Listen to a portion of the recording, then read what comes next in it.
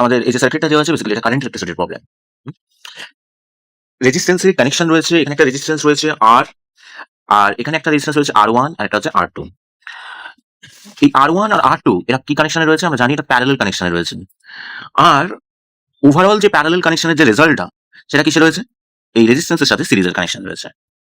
ঠিক আছে, তবে আমাদের এই যে প্যারালাল কানেকশনে যে রেজিস্ট্যান্স দুটো রয়েছে তার যদি আমি ইকুইভ্যালেন্ট রেজিস্ট্যান্সটাকে আরপি ধরে নেই তাহলে কি হবে, আমরা জানি প্যারালালের ক্ষেত্রে কি হয়, রেজিস্ট্যান্স দুটোর নিউমারেটরে কি থাকে, রেজিস্ট্যান্স দুটোর মাল্টিপ্লিকেশন, আর ডিনোমিনেটরে কি থাকে, addition of resistance. That means R1 into R2 divided by R1 plus R2। Value বসালে কি হবে, 3 ইন্টু 6, 3 প্লাস 6, তাহলে টোটাল রেজাল্ট কি দিয়ে দেবে, 2 ওহম। ঠিক, এইবারে আমাকে total resistance, equivalent resistance for the circuit, তাহলে আমি এখান থেকে আরপি কত পেলাম, 2 ওহম। আর এই আর আর আরপি পরপর কানেকশন রয়েছে, এখন সার্কিটটা কি দাঁড়ালো তাহলে, আর আর এখানে দাঁড়ালো আরপি, আর এখানে 30 ভোল্ট। ঠিক, কারেন্ট পজিটিভ সাইড থেকে যায়, এখানে আর কত ছিল, 3 ওহম, আর আমার যে আরপি এসছে, আরপি কত এসছে, 2 ওহম। এইবারে আর আর আরপি সিরিজ কানেকশনে রয়েছে, তাহলে আর ইকুইভ্যালেন্ট, ওভারঅল যে আর ইকুইভ্যালেন্টটা পেলাম সেটা কি, আর plus RP, that means 3 ohm plus 2 ohm, overall result will be 5 ohm. ঠিক, এইবারে তাহলে আমি আমি জানি সার্কিট কতটা ভোল্টেজ পাচ্ছে, 30 ভোল্ট। আমরা জানি ওহমস ল থেকে কারেন্ট ইকুয়াল টু ভোল্টেজ আপন রেজিস্ট্যান্স।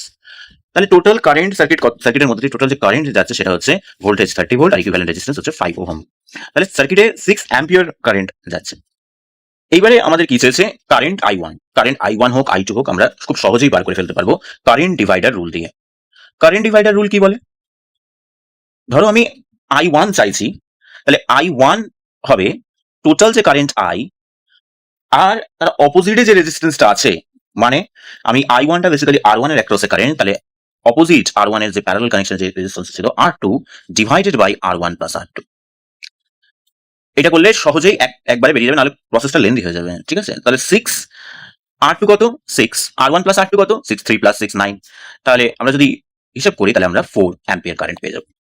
I2টা কি করে বার করতে পারি, total current I1 plus I2 তে ভেঙেছে, তাহলে সেখান থেকে আমরা I2টা বের করে নিতে পারি।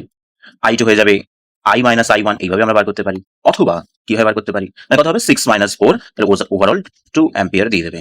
আরেকভাবে বার করা যায়, I2 এই যে কারেন্ট ডিভাইডার রুল যেটা বললাম সেটা দিয়েও বার করে ফেলতে পারি। I R1 by R1 plus R2, value যদি পুট করি, I এর ভ্যালু কত, আমাদের 6 অ্যাম্পিয়ার এসেছিল, R1 কত, R1 আমাদের 3 divided by 9, 18 by 9, that means 2 ampere.